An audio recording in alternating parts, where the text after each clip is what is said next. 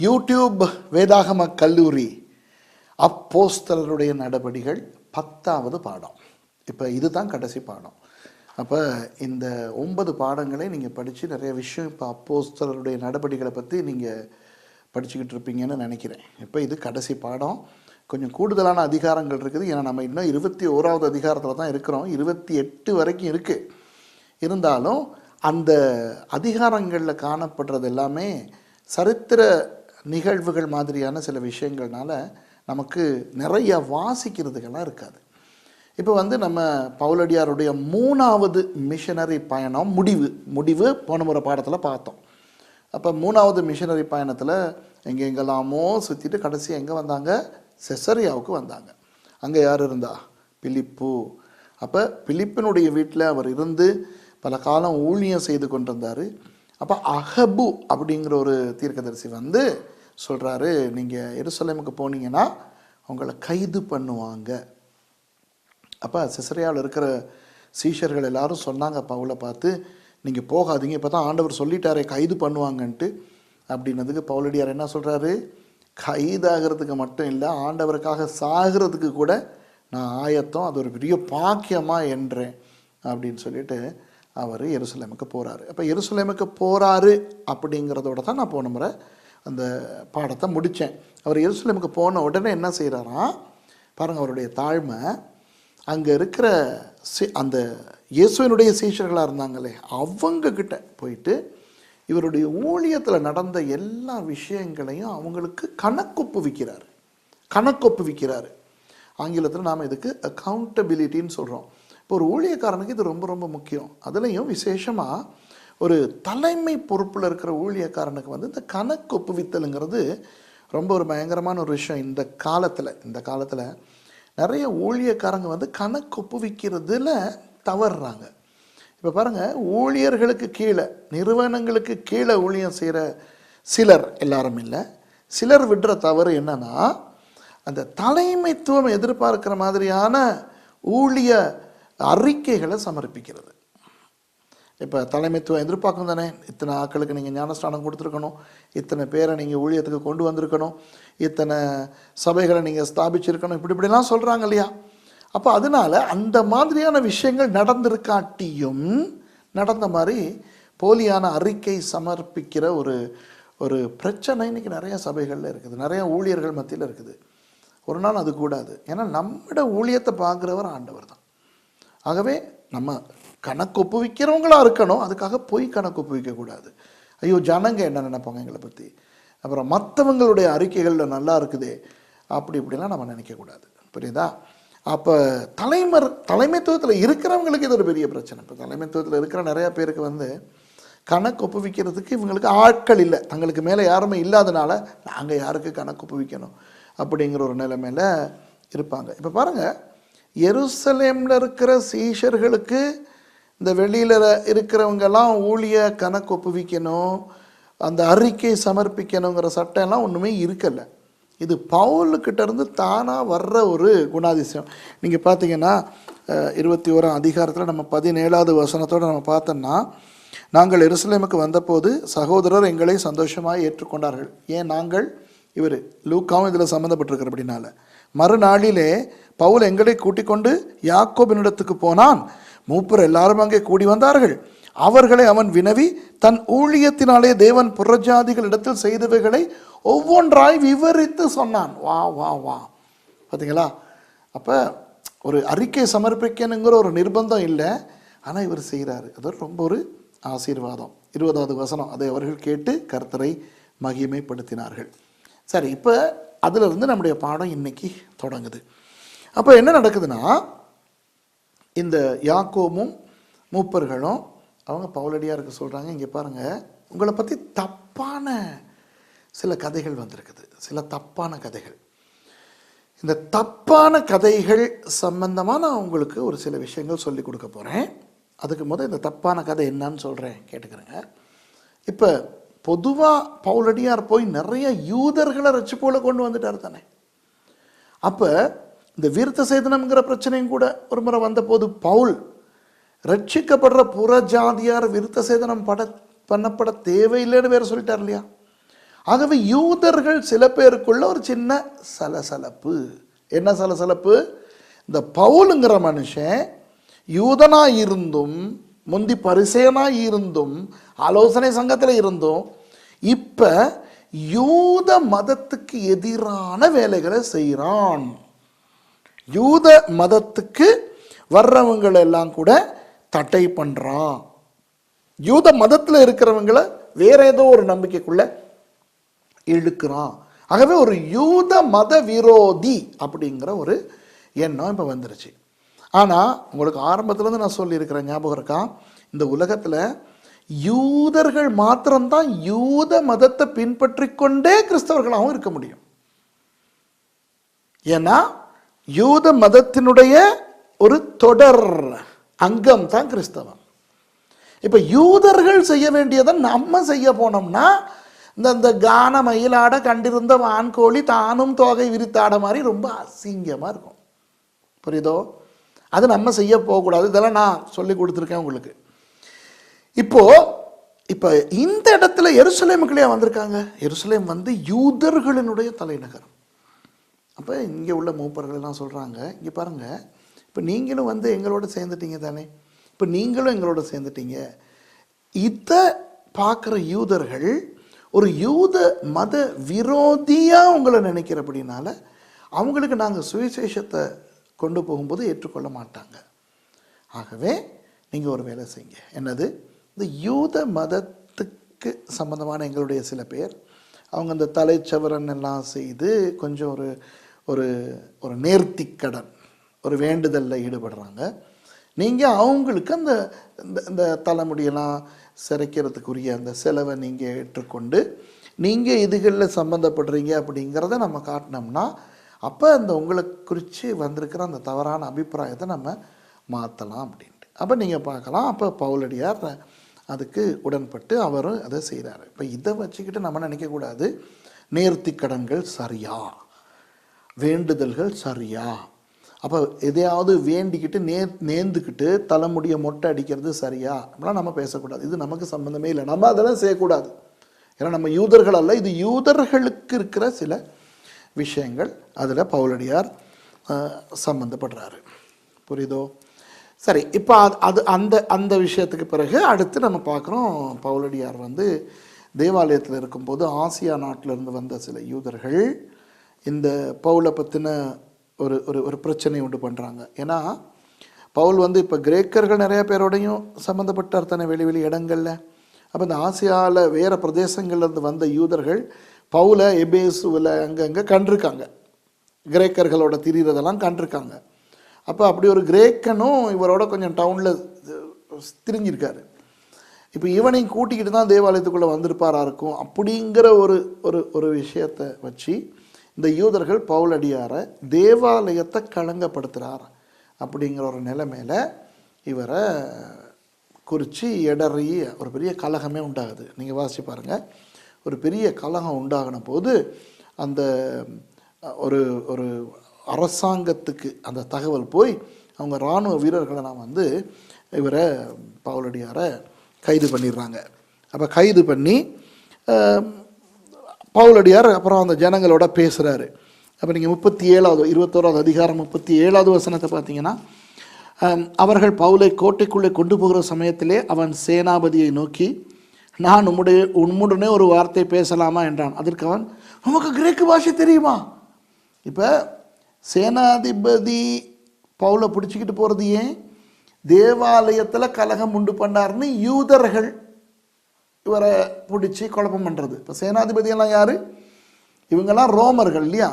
அப்போ அவங்க வந்து சர்வதேச மொழியாகிய கிரேக்க மொழியை தானே பேசுவாங்க. அப்போ இப்போ தேவாலயத்தில் சம்மந்தப்பட்ட நிறைய யூதர்களுக்கு கிரேக்க மொழியில் தெரியாது தானே. இப்போ இவர் கிரேக்க மொழியில் பேசுகிறாரு. அப்போ உனக்கு கிரேக்க மொழி தெரியுமா அப்படின்னு சொல்லிட்டு சொல்கிறான். அப்படின்னா நீ தான் அந்த 4000 கொலைபாதகரை வனாந்தரத்துக்கு கொண்டு போன எகிப்தியனான்ட்டு. அப்போ பவுல் சொல்கிறாரு, சிச்சி அதெல்லாம் கிடையாது, நான் வந்து சிலிசியா நாட்டில் இருக்கிற கீர்த்தி பெற்ற தர்சு பட்டணத்து யூதன் அப்படின்னு நான் ஜனங்களோட பேசணும் அப்படின்னு சொல்கிறாரு. அப்போ இவன் பார்க்குறான், அடி இந்த மனுஷன் கிரேக்க மொழியில் பேசுகிறான் ஓகே சரி, யூதர்களோட பேசணுங்கிறான், சரி நீ பேசு அப்படின்னோடனே நீங்கள் பாருங்கள் 40வது வசனத்தில் அவன் எபிரேயு பாஷையிலே பேசத் தொடங்கினான். நான் ஏற்கனவே சொன்னேன் பவுல் வந்து ஒரு பன்மொழி பண்டிதர் அப்படின்ட்டு. அப்போ பன்மொழி பண்டிதர் இவர் கிரேக்க மொழியில் இங்கே இவனோட பேசிட்டு யூதர்களோட பேசும்போது எபிரேய மொழியில் பேசுகிறார். அப்போ எபிரேய மொழியில் பேசும்போது எல்லோரும் வாயை மூடிக்கிறாங்க, நீங்கள் பார்க்கலாம். அப்போ 2வது வசனம் 22ஆம் அதிகாரம் 2ஆம் வசனத்தை பாருங்கள். அவன் எபிரேயு பாஷையிலே தங்களுடனே பேசுகிறதை அவர்கள் கேட்ட பொழுது அதிக அமைதலாயிருந்தார்கள். இப்போ நம்ம ஊழியக்காரங்களுக்கு இது ஒரு ரொம்ப முக்கியமான ஒரு விஷயம். இன்றைக்கி வந்து இந்த மொழிகள் அப்படின்னு சொல்லும்போது இப்போ அவங்களுக்கு தங்க மொழி முக்கியமானது தான். ஆனால் நம்ம ஊழியம் செய்கிறவங்க நம்ம ஏதாவது ஒரு மொழியில் பிரசங்கம் பண்ணோம்னா அல்லது சுவிசேஷம் சொன்னோம்னா அந்த மொழியிலேயே நாம் சொல்லக்கூடியதாக இருக்கணும். இப்போ தமிழை நீங்கள் எடுத்தால் கூட இந்தியாவில் உள்ளவங்க பேசுகிற தமிழ் வித்தியாசம், இலங்கையில் உள்ளவங்க பேசுகிற தமிழ் வித்தியாசம், அதுலேயும் யாழ்ப்பாணத்தில் உள்ளவங்க பேசுகிற தமிழ் வித்தியாசம், மட்டக்களப்பில் உள்ளவங்க பேசுகிற தமிழ் வித்தியாசம், இங்கே மலைநாட்டு பகுதிகளில் உள்ளவங்க பேசுகிற தமிழ் வித்தியாசம். அப்போ ஒரு தமிழ் பேசுகிற மனுஷனுக்கு இந்தியா தமிழ், மலைநாட்டு தமிழ், யாழ்ப்பாண தமிழ் எல்லாத்தையும் நாங்கள் படிக்க முடியாது. ஆனால் நம்ம ஒரு மொழியை பேசும்போது அந்த ஜனங்களினுடைய அந்த சொற்பிரயோகங்களை நம்ம பயன்படுத்தினோம்னா அவங்க ரொம்ப ஆர்வமாக கேட்பாங்க. இது வந்து இந்த இடத்துல பாருங்கள், அவன் எபிரேய பாஷையிலே தங்களுடனே பேசுகிறதை அவர்கள் கேட்ட பொழுது அதிக அமைதலாக இருந்தார்கள். ஏன்னா நம்ம பாஷையில் ஒருத்தன் இவன் பேசுகிறானே அப்படின்றனால, அதுவும் ஒரு ஒரு ஒரு வெளி தேசத்தான் அல்லது வெளி ஊர்க்காரன் ஒருத்தன் எங்களுடைய மொழியில் பேசுகிறான்னா அது வந்து ரொம்ப ஒரு ஆர்வத்தை உண்டு பண்ணும். இப்போ இந்த காலத்தில் வந்து கொஞ்சம் ஸ்டைல் வந்திருக்குது. என்ன ஸ்டைல்னால் இந்த இங்கிலீஷ் வந்து சில பேர் வந்து நினைக்கிறது இங்கிலீஷ் பேசுனாங்கன்னா அவங்க பெரிய படிப்பாளிகள். ஆனால் இப்போ இந்த நிகழ்ச்சியை பார்க்குறவங்கள சில பேர் நீங்கள் வந்து இங்கிலாண்டில் தான் இருப்பீங்க, அங்கே பிச்சைக்காரன் கூட இங்கிலீஷில் தான் பேசுகிறான். காடையன் கல்சரை இவங்க கூட இங்கிலீஷில் தான் பேசுகிறாங்க இல்லையா? அமெரிக்காவில் இருக்கிற ட்ரக் டீலர்ஸ் கூட இங்கிலீஷில் தான் பேசுகிறான். ஆனால் நம்ம ஊர்களில் இங்கிலீஷ் பேசிட்டான்னா அவனை தூக்கி தலையில் வச்சுக்கிட்டு ஆடுவாங்க. இப்போ அதை விடுங்களேன், இங்கிலீஷ் பேசுகிறத விடுங்க, இப்போ தமிழுக்குள்ளே இங்கிலீஷை கொண்டாந்து போட்டுக்கிட்டு அநியாயம் பண்ணிக்கிட்டு இருக்கிறானுங்க. அப்போ அது வந்து ஒரு ஸ்டைல்னு நினைக்கிறாங்க. இப்போ நாங்கள் ஆண்டவருடைய சுவிசேஷத்தை ஒரு தமிழ் ஆளுக்கு சொல்ல போகிறோன்னு வைங்களே, அப்போ நாங்கள் சொல்கிறோம், இப்போ ப்ரதர் நீங்கள் வந்து ஒரு சீனியராக இருக்கிறீங்க, உங்களுக்கு ஒரு லைஃப்பில் நிறையா சின்ஸ் எல்லாம் இருக்குது, பட் காட் வந்து மேனாக வந்து ஜீசஸாக வந்தார், அப்போ ஜீசஸாக வந்து உங்களோட சீன்ஸ் எல்லாத்தையும் அவர் கேரி பண்ணிவிட்டு அவர் வந்து டை பண்ணிவிட்டு அப்புறம் வந்து இங்கே விடாகலாம் சிரிக்கிறாங்க. இல்லை உண்மையில் இப்படி இருக்குது, அதெல்லாம் சொல்கிறேன். இப்படி சொல்லும்போது ஒருத்தன் கேட்டுக்கிட்டு இருக்கும்போது எவ்வளோ எரிச்சலாக இருக்கும். என்ன இவ்வளோ அசிங்கமாக பேசிக்கிட்டு இருக்கான். அது மாதிரி நம்ம ஒரு மொழியில் பேசினோம்னா அந்த மொழியில் கேட்குறவங்களுக்கு ஆசையாக இருக்கிற மாதிரி பேசணும். அப்போ தான் அது வந்து சென்று அடையும். இந்த ஸ்டைலுக்காக பகட்டுக்காக தனக்கு வேறு மொழிகள்லாம் தெரியுங்கிறதுக்காக அந்த சொற்களெல்லாம் உள்ளே கொண்டு வந்து திணிச்சு பேசுகிறது அவ்வளவு நல்லா இருக்காது. இப்போ வந்து இந்தியாவில் ஒரு புது ட்ரெண்ட் என்னன்னா இந்த ஸ்டைலாக தமிழையே ஸ்டைலாக்குறது. இப்போ உதாரணமாக இப்போ நம்ம பேசும்போது மதுரை பக்கம் எல்லாம் வர்றாங்க போகிறாங்க அப்படி. இப்போ வர்றாங்க போகிறாங்க, சில இடத்துல வர்றானுங்க போகிறானுங்க, அப்புறம் நல்ல மதிப்பாக சொல்கிறதா இருந்தால் வர்றாங்க போகிறாங்க அப்படின்ட்டு. அப்போ இப்போ வந்து இந்த நீங்கள் என்ன நினைக்கிறீங்க அப்படிங்கிற ஒரு ஸ்டைல் இப்போ வந்திருக்கு. இப்போ வந்து எல்லாம் அந்த டெலிவிஷனில் எல்லாம் தொலைக்காட்சிகளில் இந்த மாதிரி ஒரு ஸ்டைலாக வந்து தமிழ் தான் பேசுவாங்க, வேறு மொழிகள் உள்ளே கொண்டாட மாட்டாங்க. ஆனால் அந்த தமிழையும் ஒரு மாதிரி அசிங்கமாக பயன்படுத்துறது. இதை நம்ம ஊழியத்தில் கொண்டாந்தால் ஒன்று சொல்கிறேன், நல்லா கேட்டுக்கிறேங்க. இதை நீங்கள் பிரசங்கத்திலேயோ சாட்சி சொல்லும் போதோ சுவிசேஷம் அறிவிக்கும் போதோ நீங்கள் செய்தீங்கன்னா நிறைய பேர் கேட்க மாட்டாங்க, நிறைய பேருக்கு அது விருப்பமாக இருக்காது. ஆகவே அந்த விளையாட்டெல்லாம் வேணாம். நம்ம எந்த மொழியில் நம்ம பேசுகிறோமோ அந்த மொழியில் அழகாக தெளிவாக அந்த கேட்குற ஆளுக்கு விருப்பமான விதத்தில் நம்ம பேசணும். அதை தான் பவுலடியார் இங்கே சொல்கிறார். அவர் கிரேக்க மொழியில் சேனாபதியோட பேசுகிறாரு, இந்த ஜனங்களோட இப்ரேய மொழியில் பேசுகிறார். அப்போ வாய்மொழி கேட்டுக்கிட்டு இருக்கான் பாருங்கள். ஆனாலும் அப்படியே அவங்க பேசிக்கிட்டு வரும்போது கடைசியில் அவர் சாட்சியவே சொல்கிறாரு. அவர் 21வது வசனம் வரைக்கும் நீங்கள் பார்த்தீங்கன்னா அவருடைய சாட்சியை சொல்கிறாரு. ஆனால் அவருடைய சாட்சியம் என்ன சாட்சியம்? அந்த தமஸ்குக்கு போனபோது குதிரையிலேருந்து விழுந்தது, இயேசு பேசுனது, அப்புறம் அங்கே போயிட்டு கண் பார்வை கிடைச்சது, அது இதெல்லாம். ஆனால் 22வது வசனத்தை நீங்கள் பார்த்தீங்கன்னா, இந்த வார்த்தை வரைக்கும் அவனுக்கு செவி கொடுத்தார்கள், பின்பு இப்படிப்பட்டவனை பூமியிலிருந்து அகற்ற வேண்டும், இவன் உயிரோடு இருக்கிறது நியாயமல்லவென்று மிகுந்த சத்தமிட்டு சொன்னார்கள்.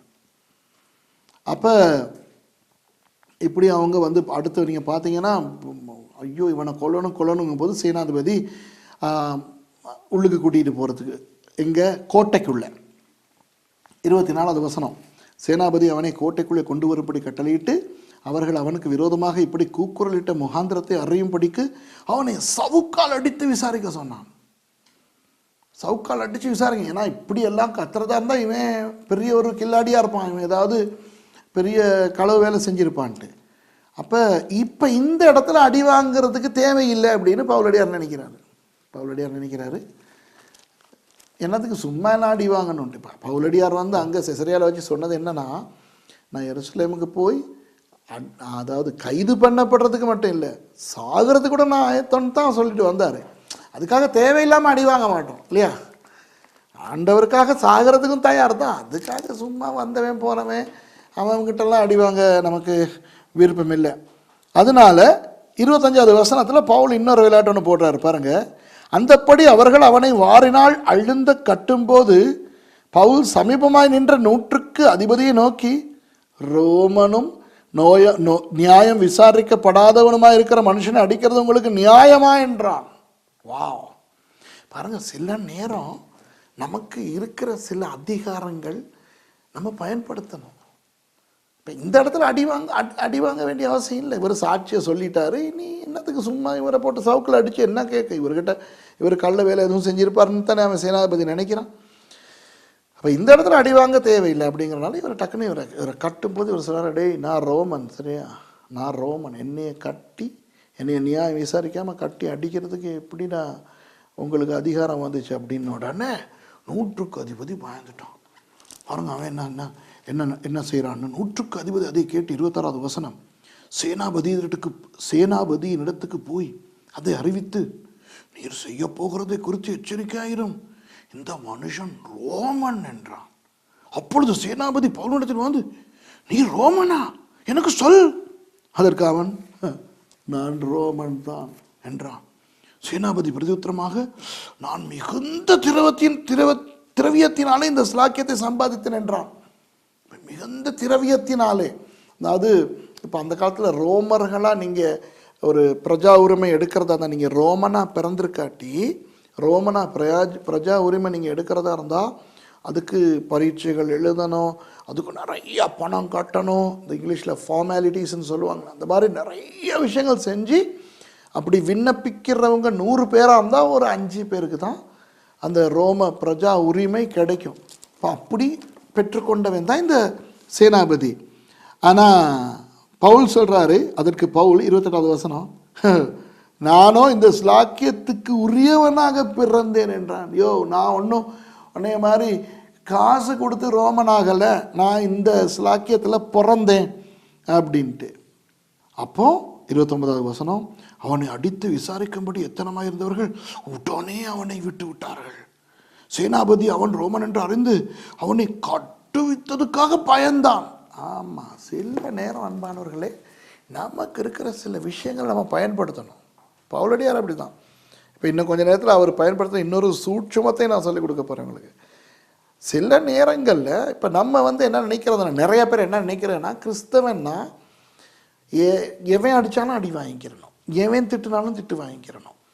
அப்போ அப்படி இல்லை. ஆண்டவருக்காக சாக தயார், ஆண்டவருக்காக அடி வாங்க தயார். இப்போ இந்த இடத்துல நீங்கள் கேட்குறோம், சரி இந்த இடத்துலையும் ஆண்டவருக்காக தானே.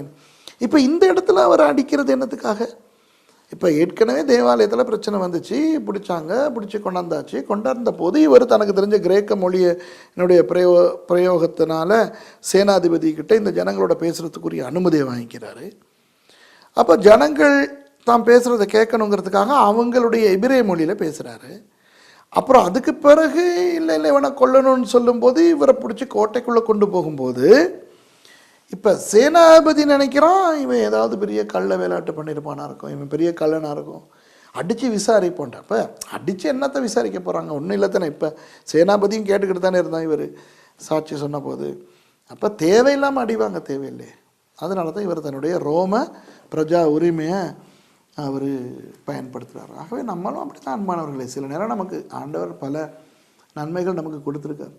அந்த நன்மைகளை நம்ம சில நேரம் சில விஷயத்துக்காக பயன்படுத்துறது தப்பு கிடையாது. நம்மளோட பெருமைக்காக இல்லை, நம்முடைய நன்மைக்காக இல்லை. ஆனால் சும்மா தேவையில்லாமல் திட்டி ஏச்செல்லாம் வாங்கிட்டு இருக்க வேண்டிய அவசியம் கிடையாதுங்கிறதுக்காக பயன்படுத்தலாம். இப்போ உதாரணங்கள் சொல்லலாம். இப்போ நான் இலங்கையில் பலவிதமான ஊழியக்காரர்கள் இருக்காங்க. அப்போ பல அங்கீகாரங்கள் இருக்குது. ஒவ்வொரு சபைக்கு சபை அங்கீகார விதங்கள் வித்தியாசப்படும். இப்போ நம்ம பாராளுமன்றத்தால் அங்கீகரிக்கப்பட்ட போதகர்களாக இருக்கிறோம். இப்போ நமக்கு இலங்கை அரசாங்கத்தின்படி அவங்க நமக்கு வச்சுருக்கிற பேர் மத குரு. அப்போ நமக்கு நம்மளோட அடையாள அட்டையிலையும் மத குரு அப்படின்னு இருக்கும். அப்போ இப்போ பஸ்ஸில் போகும்போது சீட் எடுக்கிறதுக்காக இதை பயன்படுத்துறது சரியில்லைன்னு தான் நான் நினைக்கிறேன். அது அசிங்கம். ஆனால் சில நேரம் அந்த இப்போ இல்லை, இப்போ கடந்த காலங்களில் எங்களுக்கு போலீஸ் கெடுபிடிகள் நடக்கும், தேவையில்லாத கெடுபிடிகள் எல்லாம் நடக்கும். அப்போ சரி, போலீஸார் நம்மளை விசாரிக்கிறாங்கன்னா நம்ம அவங்களுக்கு மதிப்பு கொடுத்து அவங்க கேட்குறதுக்கெல்லாம் பதில் சொல்லணும்.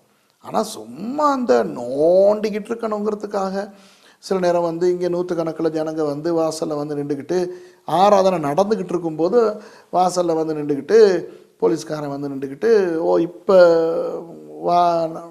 விசாரிக்கணும் அப்படி இப்படின்னு சொல்லும்போது சில நேரம் நாங்கள் பயன்படுத்தியிருக்கிறோம். இங்கே பாரு, நாங்கள்லாம் அரசாங்க அங்கீகாரம் பெற்ற மதகுருமார், எங்கள்கிட்ட நீங்கள் இப்படி விசாரிக்க முடியாது, நீங்கள் சட்டப்படி வாரண்டோட வரணும் அப்படின்லாம் நாங்கள் சொல்லி அனுப்பியிருக்கோம். அந்த மாதிரியான சில சந்தர்ப்பங்கள் நம்ம பயன்படுத்துறதுல தப்பு இல்லை. ஆனால் நமக்கு கிடச்சிருக்கிற அந்த அடையாள அட்டையை கொண்டு போயிட்டு எல்லா இடத்துலையும் காட்டி இங்கே பரப்ப நான் ஒரு அங்கீகரிக்கப்பட்ட மதகுரு, எனக்கு சீட் தான், எனக்கு லைனில் நிற்காமல் க்யூவில் நிற்காமல் முன்னுக்கு போகிறதுக்கு இடம் கொடு, இதெல்லாம் சரியில்லை. அப்போ பவுலடியார் இந்த மாதிரி தன்னுடைய அந்த முக்கியமான ஒரு பாதுகாப்பு விஷயத்துக்காக அவர் பயன்படுத்துகிறாரு. அப்புறம் 30வது வசனத்தில் நீங்கள் பார்த்தீங்கன்னா அவரை சும்மா பவுலின் மேல் யூதராலே ஏற்படுத்தப்பட்ட குற்றம் இன்னதென்று நிச்சயமாய் அறிய விரும்பி அவன் மறுநாளிலே அவனை கட்டவிழ்த்து பிரதான ஆசாரியரையும் ஆலோசனை சங்கத்தார் அனைவரையும் கூடி வரும்படி கட்டளையிட்டு அவனை கூட்டிக் கொண்டு போய் அவர்களுக்கு முன்பாக நிறுத்தினான். அப்புறம் நீங்கள் 23வது வசனத்தை நீங்கள் பார்த்தீங்கன்னா அவர் அவங்களுக்கெல்லாம் திருப்பி அவருடைய விஷயத்த சொல்ல வர்றார். இந்த இடத்துல இன்னொரு ரொம்ப அருமையான ஒரு விஷயத்த பவுலடியார் செய்கிறாரு. இப்போ பாருங்கள், இதில் ரெண்டு விஷயம் நான் காட்ட போகிறேன். இந்த 23வது அதிகாரத்தில் முதல் பகுதியில் 2 விஷயத்தை நான் காட்ட போகிறேன். முதலாவது பிரதான ஆசாரியனை அவர் பிரதான ஆசாரியன்னு தெரியாமல் திட்டிடுறாரு. அப்போ இது பிரதான ஆசாரியன்னு சொன்ன உடனே இவர் நான் அப்படி சொல்லியிருக்கக்கூடாது அப்படின்னு இவர் சொல்கிறார். இவ்வளவுக்கும் பிரதான ஆசாரியன் தான் தப்பு பண்ணுறான். அது முதலாவது சம்பவம். 2வது சம்பவம், இவர் அந்த பிரச்சனையை தீர்க்கிறதுக்கு இந்த பரிசேயர் சதுசேயருக்கு இடையில ஒரு குழப்பத்தை உண்டு பண்ணிடுறாரு. இந்த கொஞ்சத்தை நான் வாசித்து காட்ட விரும்புகிறேன். பார்ப்போமா? இப்போ 23வது அதிகாரம் 1வது வசனத்துலேருந்து பார்ப்போம். பவுல் ஆலோசனை சங்கத்தாரை உற்று பார்த்து, சகோதரரே, இந்நாள் வரைக்கும் எல்லா விஷயங்களிலும் நான் நல் மனசாட்சியோட தேவனுக்கு முன்பாக நடந்து வந்தேன் என்று சொன்னான். அப்பொழுது பிரதான ஆசாரியனாகிய அனனியா அவனுக்கு சமீபமாய் நின்றவர்களை நோக்கி, இவன் வாயில் அடியுங்கள் என்று கட்டளையிட்டான். அப்பொழுது பவுல் அவனை பார்த்து, வெள்ளையடிக்கப்பட்ட சுவரே, தேவன் உம்மை அடிப்பார். நியாய பிரமாணத்தின்படி என்னை நியாயம் விசாரிக்கிறவராய் உட்கார்ந்திருக்கிற நீர் நியாய பிரமாணத்துக்கு விரோதமாய் என்னை அடிக்க சொல்லலாமா என்றான். உண்மைதானே? நியாய பிரமாணத்தின்படி விசாரிக்கிறதுக்கு உட்கார்ந்துருக்காங்க. அப்போ ஒரு பெரிய ஆள் உட்கார்ந்துருக்குது. இப்போ இவருக்கு தெரியல இது பிரதான ஆசாரியன், விசாரணை பண்ண வந்தவங்களில் ஒரு பெரிய ஆள்னு நினச்சிக்கிட்டு இருக்காரு. இப்போ இவன் வாயில் அடியுங்கள் அப்படின்னு சொன்ன போது இவர் சொன்னார், இங்கே பாரு, இது ஆலோசனை சங்கம். ஏன் பவுல் முந்தி ஆலோசனை சங்கத்தில் அங்கத்துவம் வகித்தவர். இப்போ ரொம்ப காலம் ஆனதுனால இவங்களுக்கெல்லாம் அது தெரியாது. ஆனால் பவுலடியார் முந்தி ஆலோசனை சங்கத்தில் இருந்தவர். ஸ்தேவான் கொலை செய்யப்படும் போது ஞாபகம் இருக்கா? அப்போ இவருக்கு தெரியும் சட்டத்திட்டங்கள்.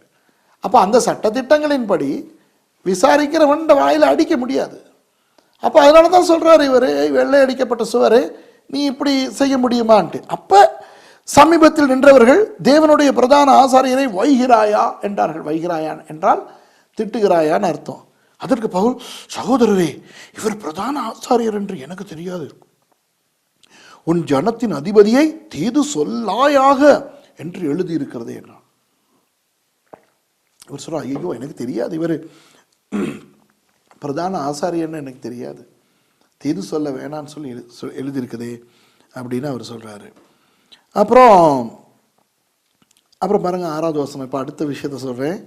இது கொஞ்சம் சிரிப்புக்கு ஏற்ற ஒரு விஷயம். பவுல் அடியார் சூப்பர் ஆளப்பா.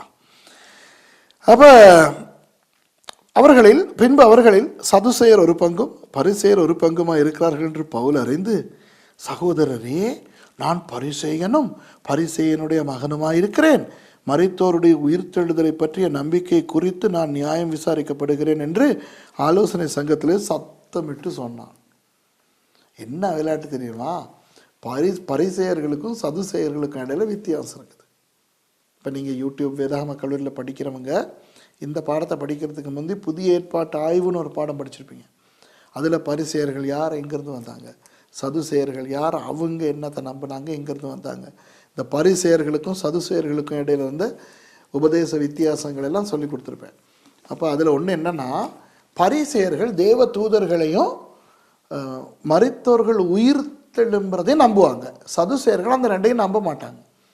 இப்போ பரிசேயர் தானே பவுல் இப்போ பார்த்தாரு, இந்த இடத்துல சரியில்லை, இவங்க எல்லாம் சேர்ந்து தானே நம்மளை அடிக்க வந்திருக்காங்க. அப்போ இவர் டக்குன்னு சொல்கிறாரு, இங்கே பாருப்பா, நான் பரிசேயன். எப்படி? என் அப்பாவும் பரிசேயன், நான் பரிசேயனும் பரிசேயனுடைய மகனுமா இருக்கிறேன். இப்போ நான் மரித்தோருடைய உயிர்த்தெழுதலை பற்றி சொன்னது தான் சில பேருக்கு விருப்பம் இல்லாமல் போய் என்னை விசாரிக்க கூட்டிகிட்டு வந்துட்டாங்க. உடனே பரிசேயர்கள் பார்த்தாங்க, அட இவன் நம்ம ஆள்.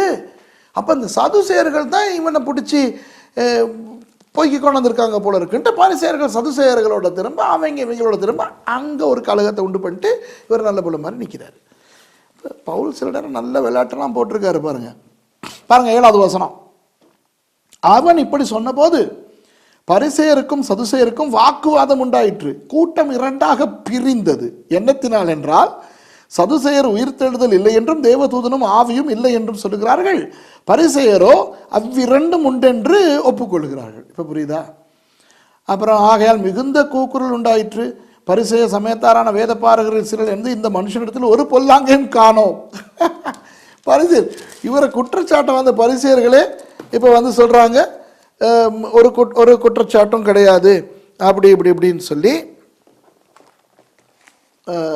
சொல்லியாச்சு. சரி, இப்போ அதுக்கு பிறகு இன்னொரு விஷயம் நடந்துச்சு. இங்கே பாருங்கள் 12வது வசனத்தில் பார்த்தா, யூதர்கள் சில பேர் பவுலை கொலை செய்கிற வரைக்கும் நாங்கள் தண்ணி குடிக்க மாட்டோம், சாப்பிட மாட்டோம் அப்படின்னு தீர்மானம் பண்ணிக்கிறாங்க. கிட்டத்தட்ட 40 பேர், 40க்கும் கொஞ்சம் அதிகமானவங்க. அப்புறம் இது பவுலினுடைய ஒரு சொந்தக்கார தம்பிக்கு தெரிஞ்சிருச்சு. பாருங்க 16வது வசனம்.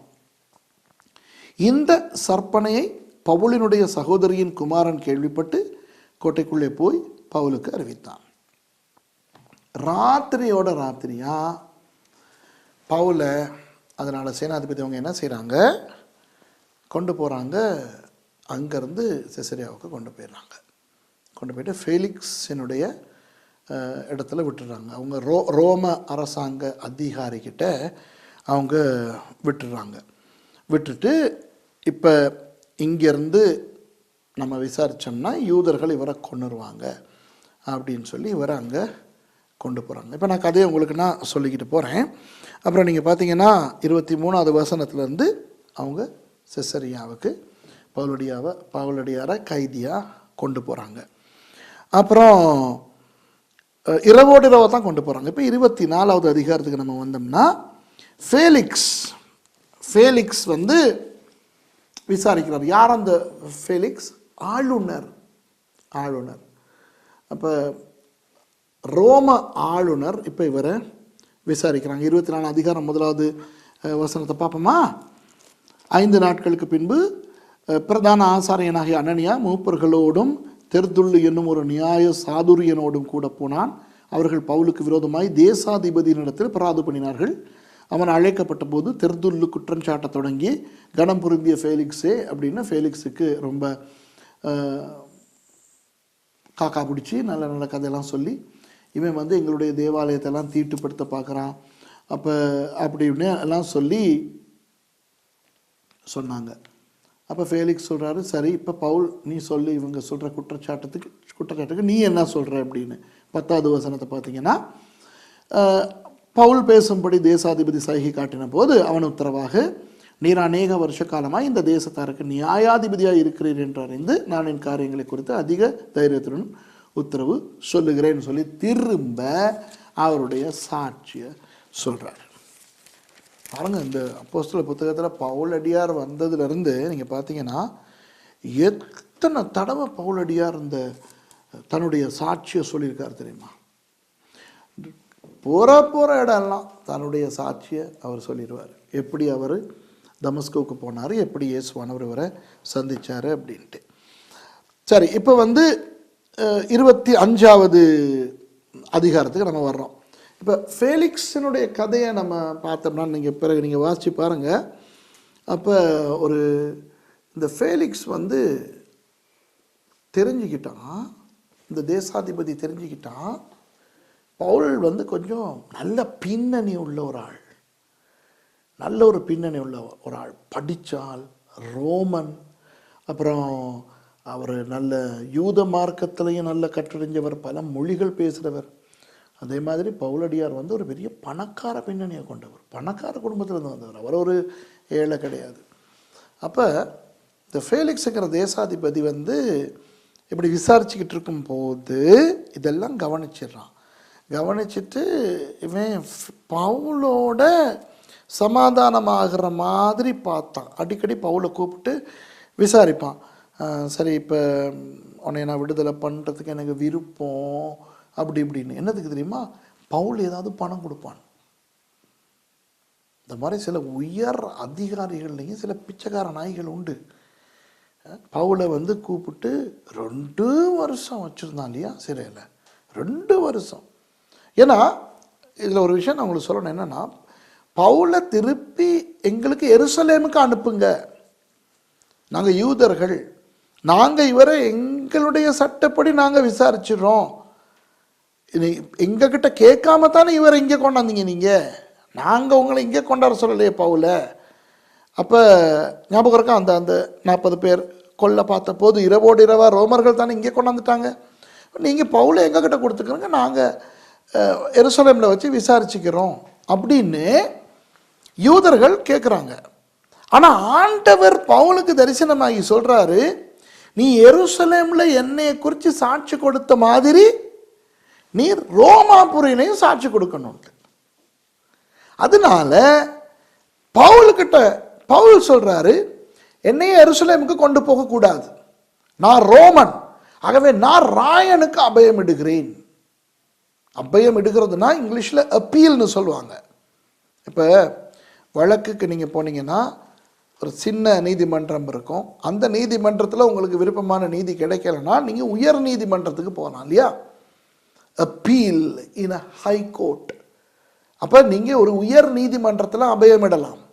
அது மாதிரி பவுல் சொல்கிறாரு, நீங்கள் தேசாதிபதி சேனாதிபதி அவன் இவன் என்னை விசாரிக்க வேண்டியதில்லை, நான் பெரிய ஆள், நான் ரோம சட்ட திட்டங்களுக்கு அமைய ரோம பிரஜை, ஆகவே ராயனுக்கு அபயமிடுகிறேன், சீசர், அவரே என்னைய விசாரிக்கட்டும்னு சொன்ன உடனே இவங்களுக்கு ஒன்றும் செய்ய முடியாமல் போயிடுச்சு. அதனால இவர் எருசலேமுக்கு விசாரிக்க கொண்டு போகப்படலை, கொண்டு போகப்பட்டிருந்தா கொண்டிருப்பானுங்க.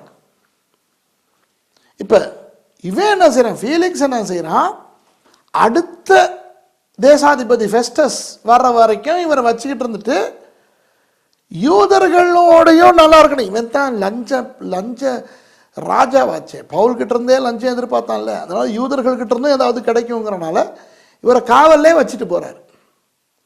அப்புறம் அந்த ஃபெஸ்டஸ்ங்கிறவர் வந்ததுக்கு பிறகு தான் அவங்க தீர்மானிக்கிறாங்க, சரி இவரை கடைசியாக ஒரு தடவை நம்ம விசாரித்து பார்ப்போம். எப்படி விசாரிப்போம்? அகிரிப்பாங்கிற ஹேரோது ராஜாவையும் சேர்த்து வச்சு விசாரிப்போம் அப்படின்ட்டு. ஹேரோது யூதர்களுக்கு ராஜா, இவங்க ரோம அதிகாரிகள். அப்ப குற்றம் சாட்டுறவங்க யூத மதத்தவர்கள். குழப்பிட்டனா? இப்ப பாருங்க, நான் ஏற்கனவே சொல்லியிருக்கிறேன் உங்களுக்கு, இஸ்ரவேலில் 3 சிறைகள் இருக்கு, ஞாபகம் இருக்கா? 3 சிறைகள். மத ரீதியான தப்பு பண்றவங்களுக்கு பிரதான ஆசாரியனுடைய அரண்மனையிலேயே ஒரு சுரங்க சிறை, பாதாள சிறை.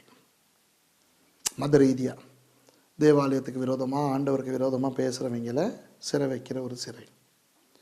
2வது, யூதர்களுக்கு ராஜா யாரு? ஏரோது மன்னன் இல்லையா? ஆகவே ஏரோது மன்னனுடைய மாளிகையிலையும் ஒரு சிறை இருக்கு. அப்போ இந்த கொலை, கொள்ளை, களவு, இந்த மாதிரியான சமூக விரோத செயல்கள் செய்கிறவங்க இல்லைங்க பிடிச்சி அந்த சிறையில் அடைக்கிறது.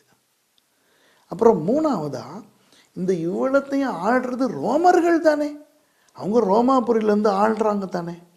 அப்போ ரோமர்கள் ஆட்சி செய்து கொண்டிருக்கிறனால யாராவது ரோம அரசாங்கத்துக்கு விரோதமாக கிளர்ச்சி பண்ணி புரட்சி பண்ணி ஏதாவது தப்பு பண்ணால் அவங்கள கொண்டு போயிட்டு அந்த தேசாதிபதியினுடைய கோட்டையில் இருக்கிற சிறையில் வைக்கிறது. புரியுதோ? பிரதான ஆசாரியனுடைய சிறை, ஏரோது மன்னனுடைய சிறை, ரோம தேசாதிபதியினுடைய சிறை. அப்ப இப்ப பவுல பிடிச்சது யாரு? யூத மதத்தவர்கள். குற்றச்சாட்டு என்ன? தேவாலயத்தை களங்கம் பண்றான். அப்ப எந்த சிறையில் அடைச்சிருக்கணும்?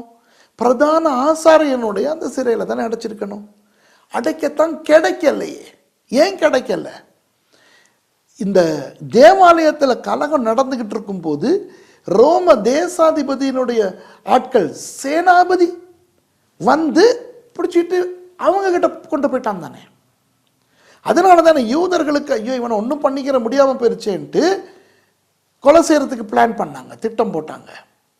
அந்த திட்டத்தினால தானே இவனை கொண்டு போயிட்டு ராத்திரியோட ராத்திரியா பவுலை கொண்டு போயிட்டு செசரியாவில் ஃபேலிக்ஸினுடைய அந்த ரோம சிறையில் போட்டது.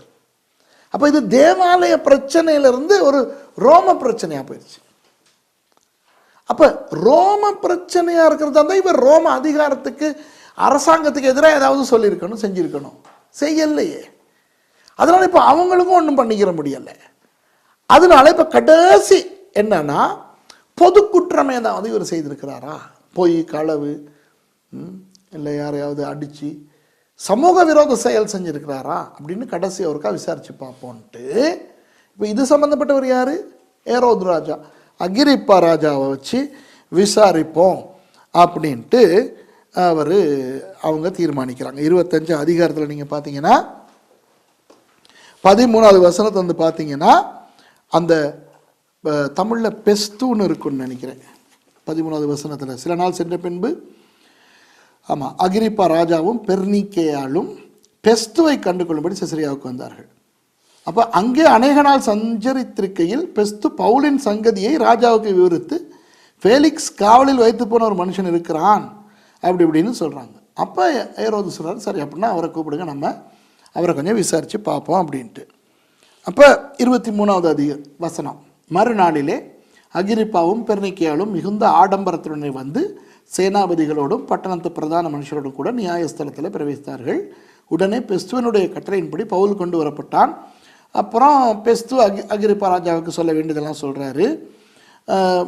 25வது வசனத்தை பாருங்கள், அவர் என்ன சொல்கிறாருன்னு, இவன் மரணத்துக்கு பாத்திரமானது ஒன்றையும் செய்யவில்லை என்று நான் அறிந்து கொண்டதினாலும் இவன் தானே ராயனுக்கு அபயமிட்டபடினாலும் அவரிடத்தில் இவனை அனுப்பும்படி தீர்மானம் பண்ணினேன் அப்படின்னு. சரி பரவாயில்ல, அவர் சொல்கிறத கேட்போமே அப்படின்ட்டு அகிரிப்பா பவுலை பார்த்து சொல்கிறாரு, 26வது அதிகாரம் 1வது வசனம், நீ உனக்காக பேச உனக்கு உத்தரவாகிறதுன்னு. அப்போது பவுல் கையை நீட்டி தனக்காக உத்தரவு சொல்ல தொடங்கினார். அகிரிப்பா ராஜாவே அப்படின்னு திருப்பி இவருடைய கதையை முழுக்க சொல்கிறார். திரும்ப தன்னுடைய சாட்சியை சொல்கிறார். அப்போ எல்லா கதையும் கேட்ட பிறகு அகிரிப்பா ராஜா பெஸ்துவை பார்த்து சொல்கிறாரு, இந்த மனுஷன் ஒன்றும் கொலைக்காரன் கிடையாது, கொள்ளை அடித்தவன் கிடையாது, இவன் களவு செய்யலை. ஆகவே இந்த மனுஷனை நான் நியாயம் தீர்க்கவும் முடியாது. ரோம அரசாங்கத்துக்கு எதிராக இவர் எதுவும் செஞ்சும் இல்லை. அப்படியா இருந்தால் நீங்கள் இவரை கைது பண்ணலாம். மற்றது இப்போ இவர் பேசுகிற விதத்தை பார்த்தா இவர் ஒன்றும் தேவாலயத்தில் ஒன்றும் இவர் பெருசாக குழப்பம் பண்ண மாதிரி தெரியலை. ஆகவே மத ரீதியாகவோ சமூக ரீதியாகவோ அரசாங்க ரீதியாகவோ இந்த 3 ரீதியாகவும் இவர் குற்றம் சாட்டப்பட முடியாதவர். ஆகவே இவரை விடுதலை பண்ணலாம். ஆனால் ஒரு பிரச்சனை. என்ன பிரச்சனை? இவர் ராயனுக்கு அபயமிட்டார் தானே, இல்லைன்னா விடுதலை பண்ணலாம். இவர் ராயனுக்கு அபயமிட்டபடினாலே இவரை கட்டாயம் ராயன்கிட்ட அனுப்பியே ஆகணும் அப்படின்னு அகிரிப்பா ராஜா சொல்கிறார். நீங்கள் பார்த்தீங்கன்னா 26வது அதிகாரத்தில் 30வது வசனத்துலேருந்து பார்ப்போம்னா, இவைகளை அவன் சொன்னபோது ராஜாவும் தேசாதிபதியும் பெர்னிக்கியாலும் அவர்களுடனே கூட இருந்தவர்களும் எழுந்து தனியே போய், இந்த மனுஷன் மரணத்துக்காவது கட்டுக்களுக்காவது பாத்திரமானது ஒன்றையும் செய்யவில்லை என்று தங்களுக்குள்ளே பேசிக்கொண்டார்கள். அகிரிப்பா பெஸ்துவை நோக்கி, இந்த மனுஷன் ராயனுக்கு அபயம் இடாதிருந்தானால் இவனை விடுதலை பண்ணலாகும் என்றான். இப்போ இவனை விடுதலை பண்ணலை, பவுலை விடுதலை பண்ண முடியாது, ஏன்னா இவர் ராயனுக்கு அபயமிட்டிருக்காரு அப்படிங்கிறாங்க. அப்போ இதை வாசிக்கும் போது அந்த காலத்தில் எனக்கு கவலையாக இருக்கும். அந்த காலத்தில் நான் நினைப்பேன், இதை வாசிக்கும் போது பவுல் அடியார் தப்பு பண்ணிட்டாரு, இவர் ராயனுக்கு அபயமிட்டிருக்காட்டி இவர் விடுதலையாகி இருப்பாருன்ட்டு. ஆனால் அப்புறம் எனக்கு அந்த சரித்திரமும் அந்த ஆவிக்குறி விஷயமும் புரியும் போது எனக்கு புரிஞ்சுது, இல்லை பவுல் சரியானது தான் செய்தாருன்னு. ஏன்?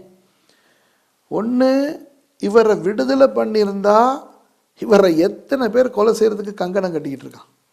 யோசிச்சு பாருங்க, அவங்க 40 பேருக்கு அதிகமானவங்க பவுலை கொல்ற வரைக்கும் சாப்பிடவும் மாட்டோம், தண்ணி குடிக்கவும் மாட்டோங்கிற அளவுக்கு இருந்தாங்கன்னா, பவுலை விடுதலை செஞ்சால் ஏதாவது ஒரு சந்தர்ப்பத்தில் போட்டு தள்ளிடுவானுங்க. கட்டாயம் பவுல் கொலை செய்யப்படுறதுக்கு வாய்ப்பு உண்டு. அதையும் விட முக்கியமான காரணம் என்னன்னா, ஆண்டவர் சொல்லியிருக்கிறாரு, நீ எருசலேமில் எனக்கு சாட்சி சொன்ன மாதிரியே ரோமாபுரியிலையும் செய்யணும். ஏன்? ஞாபகம் இருக்கா, நான் உங்களுக்கு இந்த அப்போஸ்தலருடைய பாடம் ஆரம்பிக்கும் போதே சொன்னேன், பரிசுத்தாவி உங்களிடத்தில் வரும்பொழுது நீங்கள் பலனடைந்து எருசலேமிலும் யூதேயாவிலும் சமாரியாவிலும் பூமியின் கடைசி பரியந்தமும் எனக்கு சாட்சிகளாய் இருப்பீர்கள். அப்போ இப்போ பூமியின் கடைசி பரியந்தம்னா ரோமாபுரிக்கு போகணும். ஏன்னா ரோமாபுரி தான் உலகத்தின் தலைநகரமாக இருக்கு. பவுல் மாதிரி ஒரு ஆள் ரோமாபுரிக்கு போனால் பெரிய விஷயம் இல்லையா? இப்போ பவுல் ரோமாபுரிக்கு போனால் அது ஒரு பெரிய பெரிய பெரிய பெரிய பெரிய பட்டணம், உலகத்தின் தலைநகரம்னா பாருங்களேன். அப்போ எங்கே சந்தியில் நின்று கத்துறதா? அதை விட இவர் ராயனுக்கு அபயமிட்டபடினால சட்ட ரீதியாக அங்கு கொண்டு போகப்பட்டு ராயன் அமர்ந்திருக்கத்தக்க இவர்கிட்ட கேட்பாங்க, உன்னுடைய வாதத்தை சொல்லணுன்னு இவர் சாட்சி சொல்லலாம். அந்த ஒரு விஷயத்துக்காக தான் பவுலடியார் அப்படி அபயமிட்டது நல்லது அப்படின்னு எனக்கு பிறகு தெரிய வந்தது. அப்போ என்ன நடக்குது? 27ஆம் அதிகாரத்தில் நம்ம பார்க்கலாம். இவங்க இப்போ இத்தாலியாவுக்கு போகிறாங்க. ஏன்னா ரோமாபுரி இத்தாலியாவில் தானே இருக்குது. அவர் லூக்காவும் சேர்ந்து போகிறாரு. நாங்கள் இத்தாலியா தேசத்துக்கு கப்பல் ஏறி போகும்படி தீர்மானிக்கப்பட்ட போது பவுலையும் காவலில் வைக்கப்பட்டிருந்த வேறு சிலரையும் அகுஸ்து பட்டாளத்தை சேர்ந்த யூலியோ என்னும் பேர் கொண்ட 100க்கு அதிபதியினிடத்தில் ஒப்புவித்தார்கள். ஒரு அழகான விஷயம் என்னன்னா, இந்த பவுலினுடைய சங்கதிகள், இந்த அப்போஸ்தலருடைய நடபடிகளில் வர சங்கதிகள் எல்லாமே சரித்திர ரீதியான உண்மைகள். பாருங்கள், பேர் ஊர் எல்லாம் அதில் போட்டிருக்கு. இப்போ நமக்கு வந்து ரோமாபுரின்னு சொல்லும்போது அது வந்து ஒரு உலக சாம்ராஜ்யம். அவங்களுடைய ஏடுகள் ஓலைகள் நிறைய இருக்குது. அந்த ஏடுகளை புரட்டி பார்க்கும்போதும் இந்த இங்கே சொல்லப்படுற ஆக்களினுடைய பெயர்கள் எல்லாம் இருக்குது. ஆகவே இது வந்து ஒரு கட்டுக்கதை இல்லை. அதாவது ஒரு நாட்டில் ஒருத்தர் இருக்காரா ராஜா, அவருக்கு ஒரு ராணி இருக்குதான், அப்புறம் வேறொரு நாட்டிலேருந்து ஒருத்தன் வந்து இந்த ராணியை கடத்திக்கிட்டு போயிடுறானா. அப்புறம் இந்த ராஜா கடல் கடந்து குரங்குகளோட உதவியோட அந்த நாட்டுக்கு போயிட்டு ராணியை காப்பாற்றிக்கிட்டு கொண்டாடுறாராம். இப்படியெல்லாம் புடா போண்டா கஞ்சா கப்ஸா விடுற கதைகள் உலகத்தில் நிறைய இருக்குது. நான் என்னத்தை பற்றி பேசுகிறேன்னு உங்களுக்கு தெரியும் இல்லையா? அப்போ அது மாதிரி பைபிளையும் சில பேர் நினைப்பாங்க, பைபிளையும் நினைப்பாங்க இதுலேயும் சும்மா கதை தான் விடுறாங்கன்னு. ஆனால் பாருங்கள் என்ன அழகா அவன்ட பேர் இவன்ட பேர் தேசாதிபதியோட பேர் ராஜாட பேர் விசாரணைக்காரன்ட பேர் அது இதெல்லாம் அழகாக போட்டிருக்குது. அப்போ அந்த புத்தகங்களையும் பைபிள் சம்பந்தம் இல்லாத அந்த ரோமர்களுடைய சரித்திர புத்தகத்தையும் நம்ம புரட்டி பார்த்தா இதுக்கு ஏற்ற மாதிரி அங்கே இருக்குது. ஆமாம், இந்த காலத்தில் இவர் தான் ஆட்சி செய்தார், இப்படி ஒரு கைதியை கொண்டு வந்தாங்க தான் அப்படி இப்படின்னு பார்க்கக்கூடிய மாதிரி இருக்குது. ஆகவே இந்த அப்போஸ்தலர் நடவடிக்கைகளில் இருக்கிற எதுவுமே பொய்யில்லை, முழு வேதத்தில் இருக்கிற எதுவுமே பொய்யில்லைங்கிறத நம்ம புரிஞ்சுக்கிறணும். அப்போ இந்த 27வது அதிகாரத்தில் நீங்கள் வாசிங்கன்னா அந்த கடல் பிரயாணம் எப்படி அமைஞ்சிச்சின்னு லூக்கா அழகாக சொல்கிறாரு. ஏன்னா லூக்காவும் அதில் போனார். இவங்க தென்றல் மெதுவாக அடிக்குதுன்னு சொல்லி போவாங்க, அப்புறம் பார்த்தா புயல் வரும், அப்புறம் ஏதாவது ஒரு தீவில் போயிட்டு ஒதுங்குவாங்க. மெலித்தா தீவில் போயிட்டு ஒதுங்கினாங்க ஒரு முறை. அதுக்கு ஒதுங்கிறதுக்கு படகுல இருக்கிற கோதுமையெல்லாம் தூக்கி வீசுவாங்க, சாப்பிட மாட்டாங்க, பயம். ஏன்னா யுரோக்லிதோன் அப்படின்னு சொல்கிற ஒரு பெரிய ஒரு புயல் வந்து அடிச்சிருச்சு. அது ரொம்ப ரொம்ப பிரபலமான ஒரு புயல் மத்திய தரைக்கடலில். அதுக்காகப்பட்ட கப்பலில் 2 ஒட்டையும். அப்போ பவுலடியார் சொல்கிறாரு கப்பல் மாலுமியை பார்த்து, பயப்படாதீங்கப்பா, நான் எனக்கு ஆண்டவர் வந்து சொன்னார், ஒரு தேவதூதன் வந்து சொன்னான், இப்படி நீ வந்து ரோமாபுரியில் எனக்கு சாட்சி கொடுப்பேன், ஆகவே நம்ம சாக மாட்டோம். ஒருத்தரும் கப்பலில் 276 பேர் இருந்திருக்காங்க. இந்த 276 பேரில் ஒருத்தன் கூட தப்பி போகக்கூடாது. அப்போ அவங்க சில பேர் கள்ளத்தனமாக தெரிந்தானே அந்த படகை இறக்கி தப்ப பார்த்தாங்க. இப்போ மாலுமிக்கிட்ட சொல்கிறாங்க, பாரு இவங்க யாராவது போனாங்கன்னா நமக்கும் பாதுகாப்பு இல்லைன்னொன்னா அந்த கயிறை அறுத்துடுறாங்க, படகு தப்பு கட்டின்னு சும்மாவே விழுந்துருது. அப்போ கப்பலில் இருந்த எல்லோரும் காப்பாற்றப்படுறாங்க. மெலித்தா தீவுக்கு போகிறாங்க. அப்புறம் அங்கே கொஞ்சம் நீ புயலெல்லாம் தானே, அப்போ கொஞ்சம் குளிர். அப்போ நெருப்பு மூட்டும் போது இந்த விறகு அடுக்கும்போது ஒரு பாம்பு விரியன் பவுலினுடைய கையால் கொத்திக்கிட்டு தொங்கிருச்சு. அப்போ அங்கே இருந்த அந்த ஜனங்கள்லாம் பார்த்து சொன்னாங்க, இவன் உண்மையாகவே ஒரு பாவி தான், பாருங்கள் புயலில் தப்பி கரைக்கு வந்தான், ஆனால் விரியன் பாம்பு கொத்திருச்சு, இப்போ அவன் செத்து போகிறான் அப்படின்னு எல்லாம் ஆசையாக பார்த்துக்கிட்டு இருந்தாங்க. ஆனால் அவர் சும்மா அப்படி அதை நெருப்பில் உதறி போட்டு அவர் பேசாமல் இருந்தார், ஒன்றுமே ஆகலை அவருக்கு. உடனே ஐயோ அவரை பற்றி தப்பாக பேசிட்டோம், இவர் ஒன்றும் குற்றவாளி இல்லை, இவர் ஒரு தெய்வம் அப்படின்ட்டாங்க. விடுவாரா பவுல்? அதை சான்ஸாக வச்சு சுவிசேஷத்தை அறிவித்தார். நோயாளிகளெல்லாம் கொண்டு வந்தாங்க, நோயாளிகளுக்கெல்லாம் சுகம் கொடுத்து இங்கே ரோம அதிகாரிகள் இவங்க எல்லாம் இருக்கத்தக்க ஒரு மெலித்தா தீவுக்கு பயங்கர சுவிசேஷம், தீவில் பெரிய எழுப்புதல். அப்புறம் இவங்க புறப்படும் போது அவங்க வேணாம் போகாதீங்களே இருங்களேன்னு எல்லாம் சொல்கிறாங்க. அப்புறம் போயிட்டு அப்படியே போயிட்டு இங்கே போகிறாங்க, சிரக்கூசாங்கிற இடத்துக்கு போயிட்டு. இப்போ நீங்கள் இத்தாலியில் சில நேரம் நீங்கள் இந்த மெசினா கட்டானியா அங்கே வாழ்கிறவங்களுக்கு சிரக்கூசா அவ்வளோ தூரம் இல்லை, நீங்கள் போனால் அந்த பவுல் வந்து இறங்கின இடம்லாம் நீங்கள் பார்க்கலாங்க, சிசிலியில் இருக்குது. அப்புறம் அங்கே இருந்துட்டு அப்புறம் இத்தாலிக்கு அவங்க போகிறாங்க. இத்தாலிக்குன்னா ரோமாபுரிக்கு போகிறாங்க. போயிட்டு 28வது அதிகாரத்தில் இவங்க எல்லாம் முடிச்சுட்டு கடைசியில் அவங்க 13வது வசனத்தில் அங்கே சிரக்கூசாலிருந்து அவ்விடம் விட்டு சுற்றியோடி ரேகியோ துறைமுகத்துக்கு வந்து சேர்ந்தோம். அப்புறம் அப்படியே அவங்க புறப்பட்டு ரோமாபுரிக்கு வந்து சேர்றாங்க. ரோமாபுரிக்கு சேர்ந்த உடனே 16வது வசனம், இப்போ கடைசி கொஞ்சத்துக்கு வந்துட்டோம் நம்ம. நாங்கள் ரோமாபுரியில் சேர்ந்தபோது 100க்கு அதிபதி தன் காவலில் இருந்தவர்களை சேனாதிபதியிடத்தில் ஒப்பு கொடுத்தான். அப்பொழுது பவுல் தன்னை காத்திருக்கிற சேவகனுடனே தனித்து குடியிருக்கும்படி உத்தரவு பெற்றுக்கொண்டான். ஒரு ஹவுஸ் அரெஸ்ட் மாதிரி, ஒரு வீட்டில் தங்கி இருக்கிறதுக்கு 2 வருஷம் பவுல் அங்கே இருக்கிறாரு.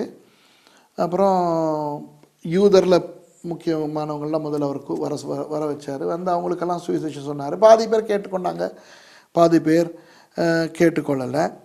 அப்புறம் கடைசியில் அவரை கொஞ்ச நாள் 2 வருஷம் அவர் இருந்தாரோ, அதில் கொஞ்ச நாள் ஹவுஸ் அரெஸ்ட்டில் வச்சுருந்தாங்க. அப்புறம் அவரை விடுதலை பண்ணிட்டாங்க, ஏன்னா அவர் ஒன்றும் தப்பு பண்ணியிருக்கல தானே. அப்போ அவர் என்ன செய்கிறார், ரோமாபுரியில் கொஞ்ச நாள் இருக்கணுங்கிறதுக்காக ஒரு வீட்டை வாடகைக்கே எடுக்கிறார். அவர் ஒரு வீட்டை வாடகைக்கு எடுத்து 30வது வசனத்தை நீங்கள் பார்த்தீங்கன்னா, பின்பு பவுல் தனக்காக வாடகைக்கு வாங்கியிருந்த வீட்டிலே 2 வருஷம் முழுவதும் தங்கி தன்னிடத்தில் வந்த யாவரையும் ஏற்றுக்கொண்டு மிகுந்த தைரியத்துடனே தடையில்லாமல் தேவனுடைய ராஜ்யத்தை குறித்து பிரசங்கித்து கர்த்தராகிய இயேசு கிறிஸ்துவை பற்றிய விசேஷங்களை உபதேசித்து கொண்டிருந்தான். இப்போ இந்த சம்பவத்துக்கு பிறகு அப்போஸ்தலருடைய புத்தகம் முடியுது. இப்போ அப்போஸ்தலருடைய புத்தகம் முடியும் போது பவுலடியார் ரோமாபுரியில் இருக்காரு. 2 வருஷம் அவர் ஊழியம் செய்கிறார். இப்போ நீங்கள் கேட்டிங்கன்னா அதுக்கு பிறகு என்ன நடந்துச்சுன்ட்டு பெருசாக ஒன்றும் இல்லை. அதுக்கு பிறகு நீரோ மன்னன் வந்துடுறான். நீரோ மன்னன் வந்து ரொம்ப ரொம்ப கேவலமான ஒருத்தன். அவன் கிறிஸ்தவ விரோதி. அவன்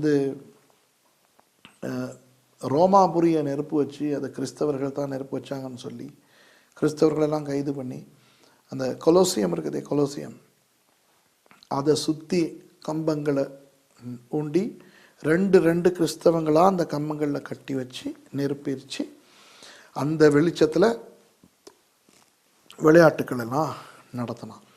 இப்படி பயங்கரமான உபத்திரவங்களை பண்ணால். அப்படி ரோமாபுரியை நெருப்பு வச்சது இவன் தான் ஆள்விட்டு.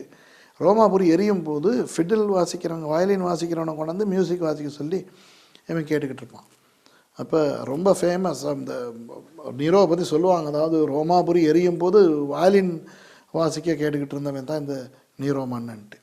அந்த நீரோ மன்னனுடைய காலத்தில் பவுலை கைதியாக்கி 67ஆம் ஆண்டில் பவுலினுடைய கழுத்தை வெட்டி கொலை செஞ்சாங்க. ரோமாபுரியிலேயே ஒரு இடம், இன்றைக்கும் நீங்கள் போனால் அந்த இடத்துல பார்க்கலாம், பவுலடியாரை கொலை செஞ்சாங்க. சரி அன்பானவர்களே, இப்போ இந்த அப்போஸ்தலருடைய நடவடிக்கைகள் 10 பாடங்களையும் படிச்சிட்டோம். 1ஆம் பாடத்துலேருந்து 10ஆம் பாடம் வரைக்கும். என்ற தெய்வமே, ஒவ்வொரு பாடங்க 1.5 மணி நேரம் ஓடி இருக்குது, 1.25 மணி நேரம் ஓடி இருக்குது, 1 மணி நேரம் ஓடி இருக்குது. அப்போ பல மணி நேரங்கள் நம்ம படிச்சிருக்கிறோம். 28 அதிகாரங்கள் படிச்சிருக்கிறோம், சரித்திரம் பார்த்தோம், நிறைய விஷயங்கள் பார்த்தோம். ஆனால் அந்த அப்போஸ்தலருடைய நடவடிக்கைகள் வெறும் சரித்திர புத்தகம் இல்லை. எப்படி ஆவியானவர் அந்த சபையை முழு உலகத்துக்கும் போகிற அளவுக்கு செய்தார் அப்படிங்கிறத நம்ம பார்த்தோம், படித்தோம். ஆகவே கடைசியாக நான் மறுபடியும் ஞாபகப்படுத்துகிறேன், யூடியூப் மாணவ மாணவிகள், நீங்கள் இந்த குறிப்புகள் எல்லாம் அழகாக எழுதி எங்களுக்கு நீங்கள் இமெயிலில் தான் அனுப்பணும். தயவுசெய்து உங்களுடைய குறிப்புகளை புத்தகம் வாயிலாக எங்களுக்கு அனுப்பிடாதீங்க, இமெயில் வழியாலேயே அனுப்புங்க. அப்போ நாங்கள் அதை பார்த்து உங்களுக்கு தேவைப்படுற குறிப்புகளை நம்ம உங்களுக்கு கொடுப்போம். அப்போது விடை பெறட்டுமா?